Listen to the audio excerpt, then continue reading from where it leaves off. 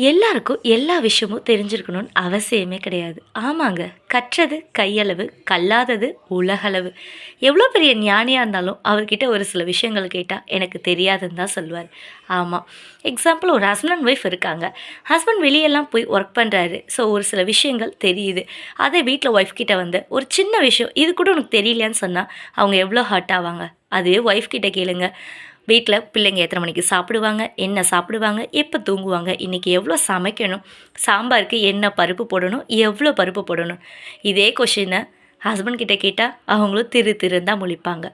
இது வெறும் ஹஸ்பண்ட் ஒய்ஃப்க்கு மட்டும் பொருந்தாது. அம்மா, அப்பா, பேரன், தாத்தா எல்லாருக்குமே பொருந்தும். ஈவன் ஃப்ரெண்ட்ஸ் எல்லாருக்குமே. உங்களுக்கு ஒரு விஷயம் தெரியலையா? வெட்கப்படாம கேட்டு தெரிஞ்சுக்கோங்க. இன்னொருத்தருக்கு இன்னொரு விஷயம் புரியலையா? தெரியலையா? உங்களால முடிஞ்சா பொறுமையா அவங்களுக்கு சொல்லிக் கொடுங்க. அப்படி இல்லையா, விலகி அமைதியா வந்துருங்க. தயவுசெய்து உனக்கு இந்த விஷயம் கூட தெரியலையான்னு சொல்லி அவங்கள பார்த்து கேட்காதீங்க. நான் உங்கள் உள்ளம் நிறைந்த தோழி. சப்ஸ்கிரைப் பண்ணிக்கோங்க. நெக்ஸ்ட் வீடியோவில் பார்க்கலாம்.